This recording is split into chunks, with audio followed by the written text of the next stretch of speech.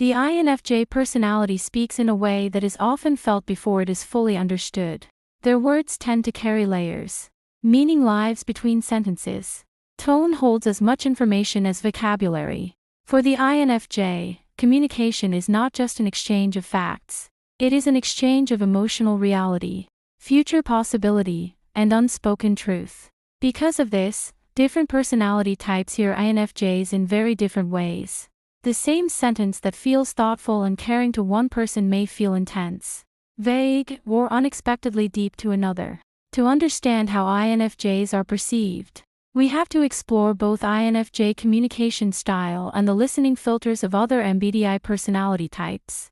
INFJs speak in meaning, not just information. At the heart of INFJ psychology is introverted intuition. This mental process focuses on patterns, symbols, long-term implications, and hidden connections. When INFJs talk, they are rarely just describing what is happening on the surface. They are trying to point toward what it means. An INFJ might say, "This situation feels off," without being able to list every concrete reason right away. Or they might talk about where a relationship is heading rather than just how it feels today. Their language often leans toward metaphor, themes, and emotional undercurrents. To people who also value abstract thinking, this feels natural and insightful. To those who prefer direct facts and immediate details, it can sound unclear or overly complex. The difference is not intelligence. It is cognitive focus. Personality types explained through communication styles show that we do not just speak differently. We listen differently too. How analytical thinkers hear INFJs. Personality types that rely heavily on logic and objective analysis, such as many thinking dominant types, often hear INFJs through a practical filter. When INFJs speak in feelings, impressions, or symbolic language, analytical listeners may try to translate those words into data and clear conclusions. If the INFJ says, "I have a strange feeling about this decision," a logic-focused type might hear, "There is not enough evidence yet." They may ask for specific examples or measurable outcomes. They are not dismissing the INFJ. They are simply trying to ground the conversation in concrete reasoning. Sometimes this creates friction. The INFJ feels their intuitive insight is being reduced or questioned. The analytical listener feels the INFJ is being too vague. Both are trying to understand the situation, but from different mental starting points. When mutual respect is present, this difference can become a strength. The INFJ brings pattern recognition and human context. The analytical type brings structure and clear criteria. Together, they can form a more complete picture than either could alone. How highly social extroverts hear INFJs. Extrovert personality types who thrive on fast-paced interaction and external stimulation often hear INFJs as calm, thoughtful, and sometimes hard to read. In lively social settings, INFJs may pause before responding, choosing their words carefully. To a highly expressive extrovert, this pause can feel like hesitation or emotional distance. They may wonder, are they bored? Did I say something wrong?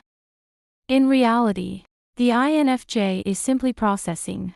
Their inner world is active, even when their outer expression is quiet.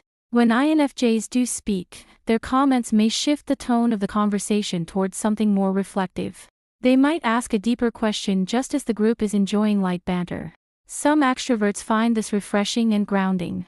Others may feel the energy dip unexpectedly. This difference highlights how INFJ communication style often moves toward depth, while some extrovert styles move toward breadth and speed. Neither is better. They simply serve different emotional rhythms. How emotionally expressive types hear INFJs. Personality types who are openly emotional and expressive often feel seen and understood by INFJs. Because INFJs are an empath personality type, they listen closely to emotional nuance. They reflect feelings back with surprising accuracy.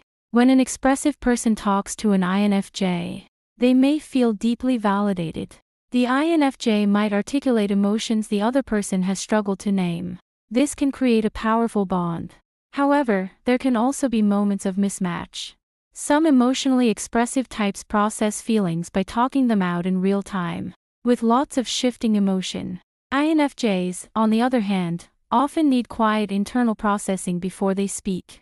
They may go silent while absorbing everything.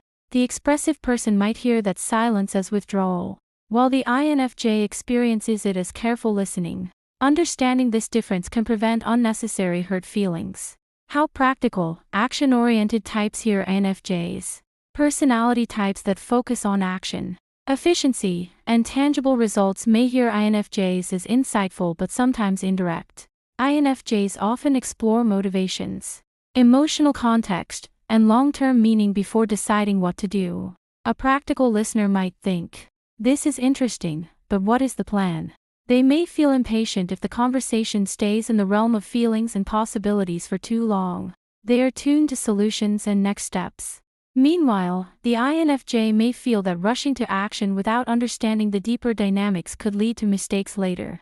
They want alignment between actions and values, not just quick progress. When these two styles learn from each other, balance emerges. The action-oriented type helps turn insight into movement. The INFJ ensures that movement is thoughtful and sustainable. How other intuitive types hear INFJs. Other intuitive personality types often resonate strongly with INFJ communication. They are comfortable discussing abstract ideas, future possibilities, and hidden meanings. Conversations can feel fluid, imaginative, and wide-ranging. Yet even here, differences appear. Some intuitive types think outwardly and brainstorm many ideas quickly. INFJs tend to narrow in on one underlying vision or theme. They may seem more focused, even intense, compared to more scattered intuitive styles. Still, these interactions often feel energizing for INFJs. They feel less pressure to translate their inner world into purely concrete terms. They can speak in symbols, metaphors, and big-picture concepts without constantly justifying their relevance. How conflict styles affect how INFJs are heard. INFJs generally dislike open conflict. Their communication in tense situations often becomes softer, more careful, and more emotionally layered. They may hint at issues rather than state them bluntly. They hope the other person will read the emotional subtext. Some personality types are comfortable with direct confrontation.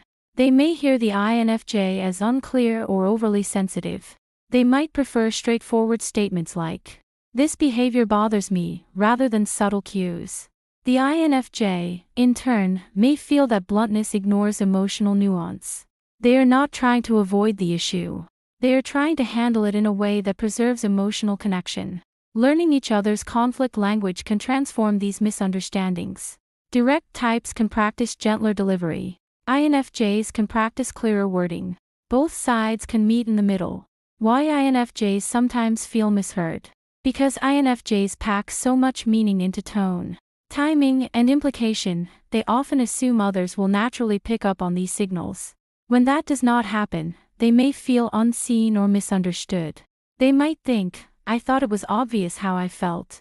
But what felt obvious internally was communicated subtly externally. Other personality types, especially those who rely on explicit wording, may simply not receive the full message.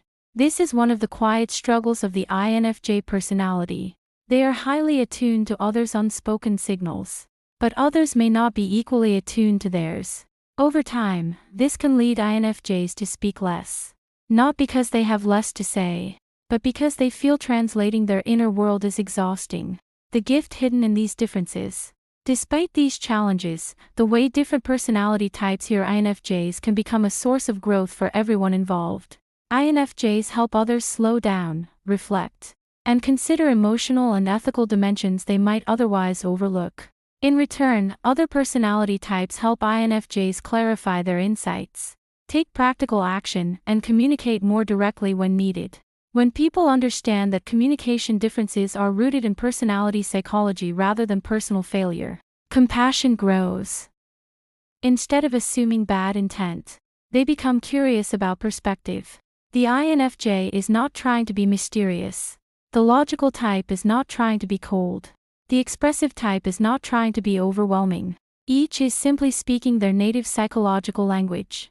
How INFJs are perceived depends as much on the listener as on the speaker. Their words carry intuition, empathy, and long-range vision. Some hear poetry. Some hear uncertainty. Some hear emotional truth. Some hear unnecessary complexity. But beneath all these interpretations is the same intention: to connect in a way that is honest, meaningful, and humane. When different personality types learn to hear not just the words INFJs say, but the quiet intention behind them, communication becomes less about translation and more about understanding. And in that shared effort to understand, something rare happens. Conversation becomes connection.